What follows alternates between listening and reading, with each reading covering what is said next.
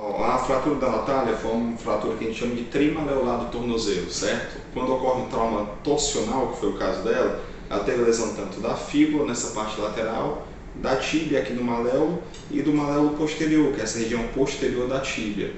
Só que no momento da síntese, o que é que a gente precisou fazer? Né? No primeiro momento teve que corrigir uma luxação, a articulação dela saiu do lugar, todo o pé aqui, essa região do talos, ela afastou dessa parte da tíbia, né, da zona de apoio dela, e ficou fora do lugar. Isso é uma urgência na ortopedia. Então o colega que estava na emergência, ele fez o quê? Puxou, fez uma manobra para poder trazer o pé para debaixo mesmo do osso da perna, né, montar de novo a articulação do tornozelo. Em um segundo momento eu usei o centro cirúrgico e fiz toda a síntese, que a síntese consistiu em quê? A gente colocou uma placa na fíbula, tá certo? Para poder tratar essa fratura da fíbula. Nessa região medial foram colocados 2 parafusos de compressão para poder fechar a fratura do maléolo medial. Quando a gente faz isso, a gente tem sempre que ter atenção com o maléolo posterior. No caso dela, era um fragmento muito pequeno que com a redução dessas 2 fraturas ele volta para o lugar e não precisa você colocar síntese nenhuma, tá? Uma coisa que a gente tem sempre que chamar atenção nessas lesões, principalmente no caso dela que teve uma luxação, você tem uma dissociação, um afastamento desses 2 ossos. Por quê? Porque aqui no meio, entre a tíbia e a fíbula, a gente tem uma membrana que chama de sindesmose. Nesse trauma, essa membrana ela rompe, ela rasga, então você literalmente afasta esses ossos. Como o tornozelo a gente está vendo, ele é um encaixe, certo? A articulação ela tem um encaixe. Quando você afasta esses 2, você acaba deixando o talos mais solto aqui embaixo. Então você tem que usar algum mecanismo, que existem alguns, né, disponíveis, para poder botar esses 2 ossos pertinhos e mantê-los nessa posição para deixar que essa membrana cicatrize na posição correta. Nesse caso eu fiz o que? Eu coloquei um parafuso, que a gente chama de parafuso transindesmoidal, que a gente mantém ele no tornozelo por 6 semanas e depois retira, que foi exatamente o que a gente fez nesse caso. E quando a gente retira, a gente vai deixar essa mobilidade que esse ligamento, né, ou essa membrana, ela permite do tornozelo. O parafuso ele trava, deixa mais rígido. Isso com o tempo, alguns médicos eles não tiram esse parafuso, né, deixam lá. E o parafuso quebra e acaba retomando a mobilidade normal. Mas eu prefiro tirar na maioria dos casos, que é o mais correto de se fazer. Na Natália, o que é que chamou um pouquinho mais de atenção? Que ela teve uma torção normal, estava caminhando, né, virou o pé e acabou causando todas essas lesões, né? Que a fratura em si ela não vai ser só o osso quebrado, você vai ter um processo inflamatório dos tendões que passam naquela região, da musculatura que foi machucada e dos ligamentos também, alguns ligamentos machucam, né? Como eu disse, que o principal são esses ligamentos centrais, né, que formam a sindesmose, essa membrana que une a tíbia com a fíbula.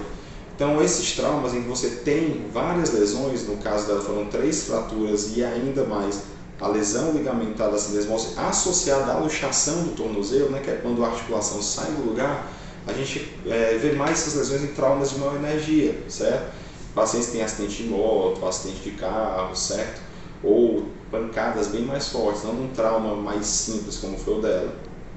Depois que o resultado do tratamento depende de vários fatores, né? No caso da Natália, a gente fica um pouquinho preocupado com um dano articular, porque quando o osso sai do lugar, ele acaba causando um trauma maior na articulação e a cartilagem ela não recupera tão bem como o osso.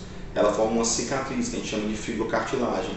E isso a gente não tem tanto controle durante o tratamento, né? Quando acontece algum probleminha, a gente normalmente trata um pouco mais à frente. Mas o que é importante quando acontece um trauma desse tipo? Primeiro, obviamente, você tenta imobilizar aquele membro para levar para o hospital e ser avaliado por um ortopedista, né? Pode ser um generalista, não necessariamente um especialista em pé e tornozelo. Mas o fato de você tratar com um subespecialista da área é uma coisa importantíssima, que boa parte da população ainda nem sabe que tem um especialista em pé e tornozelo.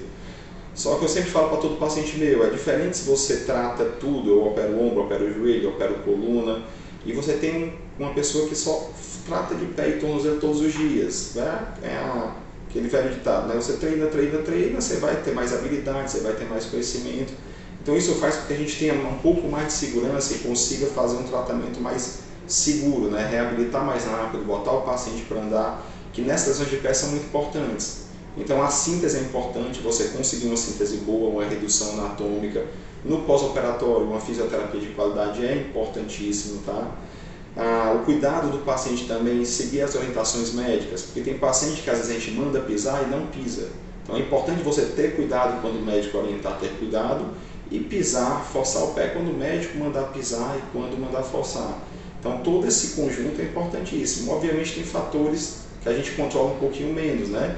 tem muito da biologia do paciente, ou você pode ter algumas complicações como infecções, que são coisas que a gente tenta minimizar, mas vão acontecer, né, com algumas pessoas, certo? Mas o sucesso do tratamento depende, de forma bem geral, disso que eu acabei de falar para vocês.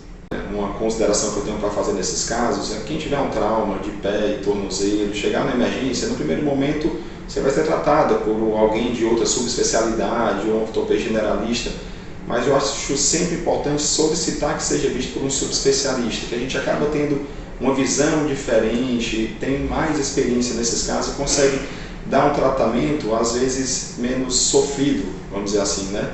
Muitas vezes até o generalista pode até tratar como subespecialista, dependendo da gravidade do caso, mas o caminho para chegar até aquele desfecho pode ser mais simples, né? E a gente ajuda nesse caso também.